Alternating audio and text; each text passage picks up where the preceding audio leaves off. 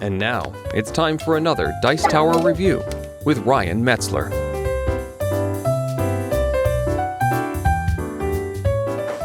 Hey everybody, it's Ryan Metzler here again, and today we're going to take a look at a game for which I did the Kickstarter preview quite some time ago, and the game has since been published, and I now have a retail copy available to look at. That game is Mars Needs Mechanics. Now, real quick, I'm going to go ahead and give you an overview of what you're going to get inside of the box and how the game plays. You can see all of this in probably a little bit more detail in the Kickstarter preview video. I'll try and provide you a link, but I can't promise anything. But real quick, we'll take a look at what's inside of here and how the game plays. Then we'll come back here at the end and we'll get my opinions on Mars Needs Mechanics.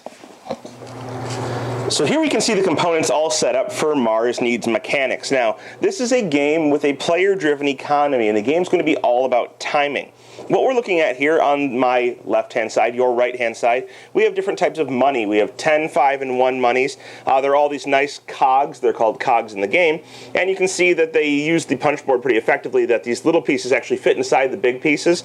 So they got a lot of pieces onto a little bit of punch board, helping to save you a little bit of money, hopefully.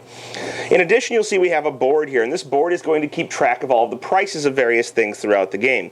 We have copper pipes and gears and aether tubes and wire, all types of steampunky components that you can use throughout the game. And these little gears or little, I guess, nuts here are going to keep track of the prices as they're bought and sold, and you're trying to, of course, make money throughout the game. In addition, you'll see these little things at the top that represent these as well, but these are going to move whenever you buy one of these items from the market over here. So if someone were to buy copper tubes, this would fly to the front.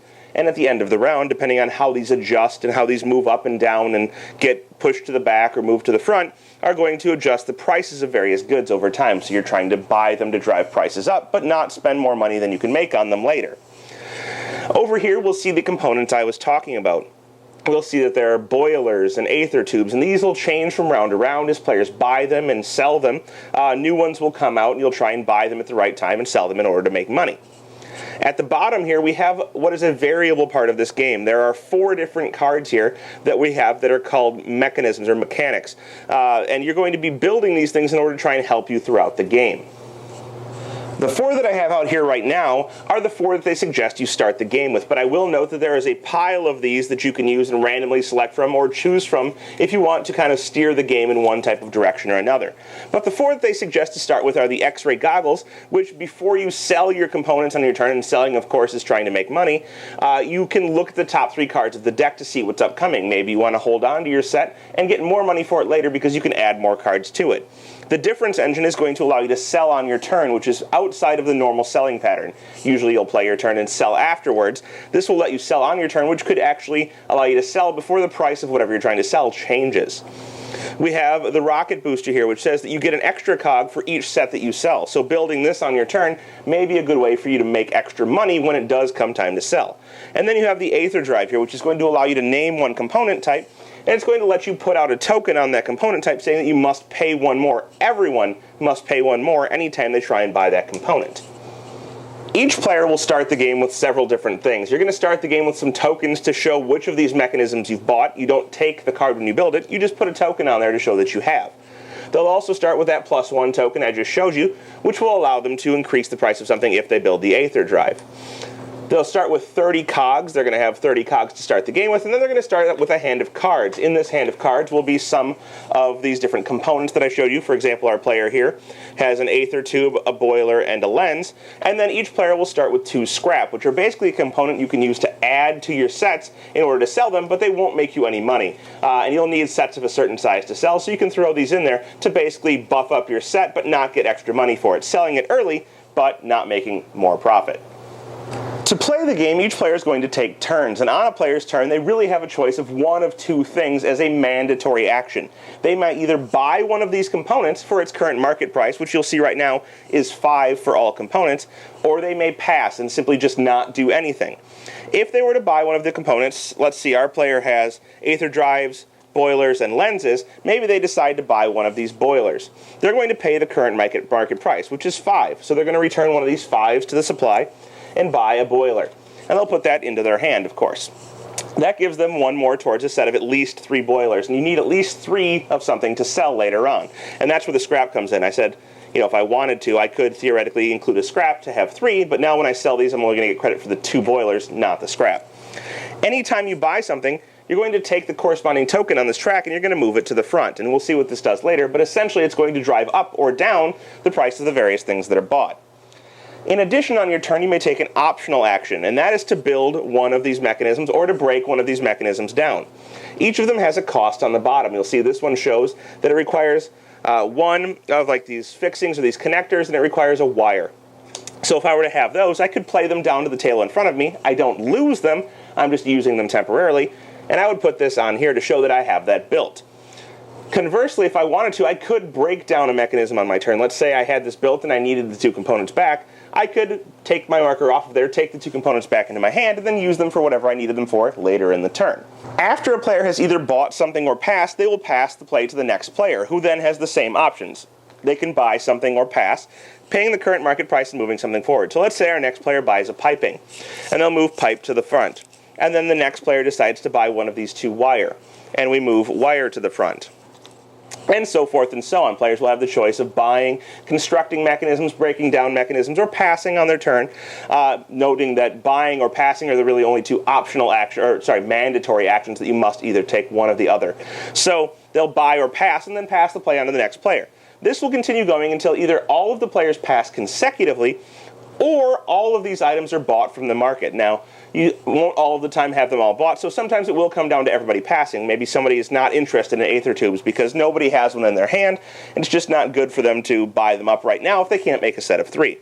But let's say that the other wire got bought. That can't move to the front, but it's because it's already in the front. But we can move it forward one, and the gears were purchased, and the boiler finally was purchased by the last player.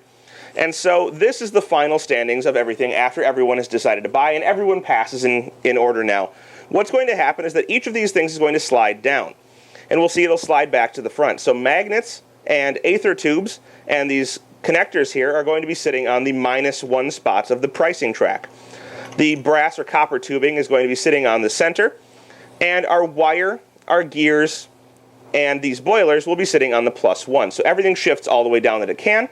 And then you will adjust the prices on the board correspondingly. So we have magnets going down in price. We have aether tubes going down. And we have this going down. The tubing will stay the same. And the wires, the boilers, and the gears will go up in price. After price adjustments is done is when we come to selling things. And let's say that one of our players happens to have 3 boilers in their hand. On their turn to sell, they could theoretically sell these items. And if they do so, they're going to earn 6 per one that they sell. So if they were to sell all of these, they'd earn $18. Now, it may be wiser to sell later. Maybe they can drive the price of these up more in order to get 7 per, and they bought them at less than 7 per, so that's good. But holding on to them too long could be bad, because if nobody buys boilers in a future round, they could theoretically go down in price, and that's where the timing of this game comes in. Correspondingly, if somebody only had 2 boilers, like I said earlier, they could use one of their scrap, or both of their scrap, although that would be a waste, in order to sell a set of 3. 2 boilers and a scrap.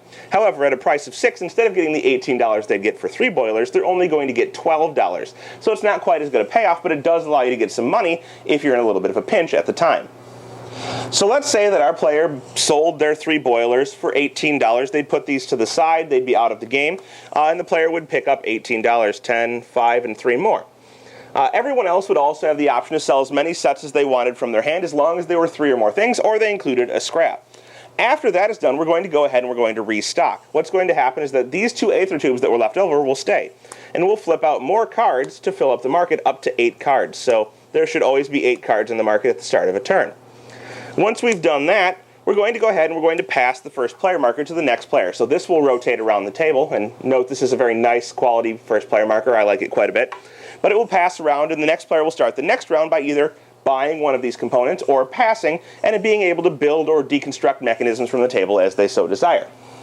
The game is going to go on in this manner until one of 2 things happens. Either we go 2 complete rounds of the game with nobody buying anything from this market. That's pretty rare, and I don't think I've ever seen it happen, actually. But it could theoretically happen where no one wants to buy anything because the pricing would change in a way that's not beneficial for them, or is too beneficial for an opponent.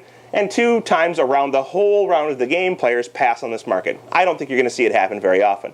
Alternatively, you can end up in a scenario, and this is much more likely, where you come to a point where you cannot flip any cards from this deck to restock. This does not mean that you can't restock the market fully. It means that there are no cards left in this deck, and at that point, the game will end.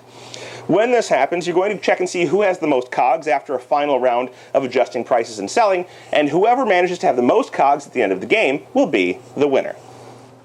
Well, there you have it. That is Mars Needs Mechanics by Nevermore Games. Now, this is their second game, both of which have been pretty successful and both of which I've enjoyed.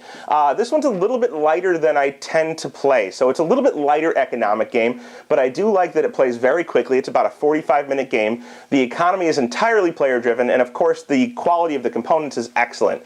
You need to pay attention to what people are buying and selling in this game. If you buy something early and then the price gets driven down because it doesn't come out, maybe too much of it was available at the beginning of the game, and there's no option to buy it, or nobody decides to buy it, or the price is exorbitant and the price goes down, you could end up having to sell your components at a loss, and of course you don't want to do that.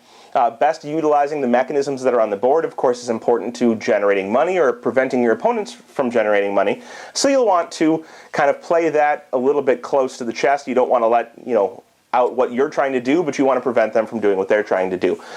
Overall, a good game, a light one that probably won't maintain in my collection, but one that I did enjoy playing, and I can suggest to players who enjoy lighter economic games, or just lighter games in general, or like player-driven economies. Thanks so much for watching the Dice Tower videos. Find more great videos and reviews, as well as our top-rated audio podcast at Dicetower.com. You can also find other great shows at DicetowerNetwork.com. I'm Eric Summerer, and you've been watching The Dice Tower. The Dice Tower is sponsored by Cool Stuff Inc., where you can find great games for great prices. Cool stuff in stock. Check them out at CoolStuffInc.com.